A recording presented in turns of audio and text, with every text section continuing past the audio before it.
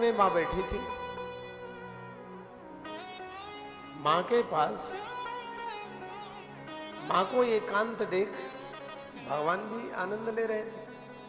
मां उठी और अपने पुत्र भगवान को प्रणाम करती। तम त्वं गताहं शरणं शरण्यं सुरभित्य संसार तरो कुठारम जिज्ञास्यवाहं प्रकृतिर्पुरुषस्य नमामि सद्धर्मविदां वरिष्ठम्। माता देवहूति अपने पुत्र महाराज कपिल को प्रणाम करते, दंडवत किया। भगवान ने कहा, मां ये उल्टी गंगा बहा रहे हो आप प्रणाम कर रहे हो? कहा देवहूति क्या कहती है, ध्यान से सुनिए। भगवान की जननी है और भगवान की जननी कहती है मैं जान रही हूं कि आप कौन है। ये मेरा सौभाग्य है कि आप मुझे अपनी जननी बनाए हो। मैं आपकी मां बनी हूं, लेकिन मेरे अंदर जो अज्ञान है उस अज्ञान को आपके पास में जो ज्ञान रूपी कुल्हाड़ी है उससे अलग कर दो, काट दो। भगवान की मां कह रही। तो जब भगवान की मां को संसार में आकर के ये शब्द कहना पड़ता तो हम तो अज्ञान माया मोह में फंसे ही। बहुत अच्छा लगा, कपिल भगवान को बहुत अच्छा लगा। और कपिल भगवान कहने लगे, मां जिह्वां क्वचित् संदसवित् स्वदन्तभिः तद्वेदनाया कथमेव कुप्ये यदंगमंगेन निहन्यते क्वचित् कुप्येत कस्मै निज कर्म देह। वाह, क्या बात, कितनी अच्छी बात भगवान कपिल ने कही। मां भगवान कभी ध्यान रख, भगवान सदैव कल्याण करते।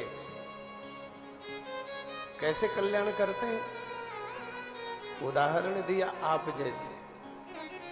कभी कभी दांतों के द्वारा जीभ कट जाती है, तो आपने दांतों को कभी दंड नहीं दिया कि सुकोमल जीभ को काट दिया दांतों ने, तो आप कभी दांतों को कोई हथौड़ी दिया हो, मारा हो कि आपने जीभ को क्यों काट दिया?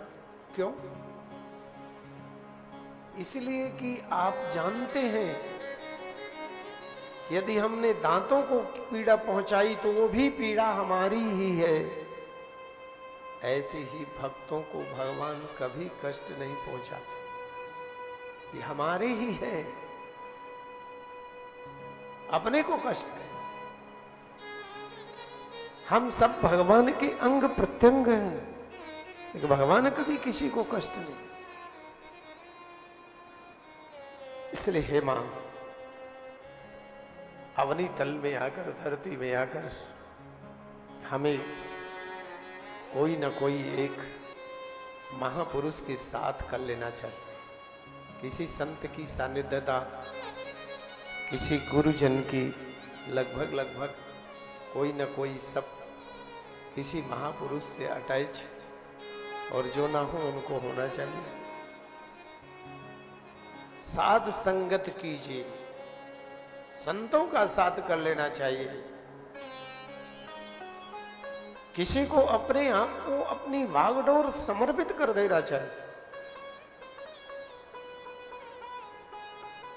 सतां प्रसंगां मनवीर विदाम भवन्ति हृत्कर्ण रसायना परा तज्जोत्सनादास्यपि वर्गवर्त्मनि श्रद्धारतिर्भक्तिरनुक्रमश्यति।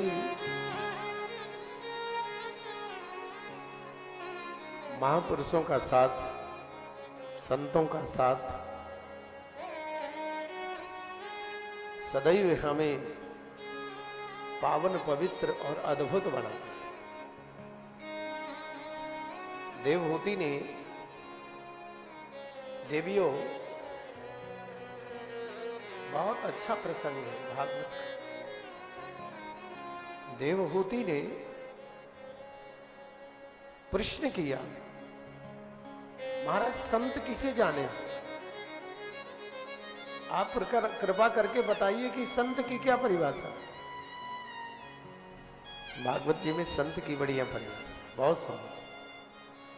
तितिक्षवः कारुणिकः सुहृदः सर्वदेहिनाम् अजातशत्रवः शान्तः साधवः साधुभूषण।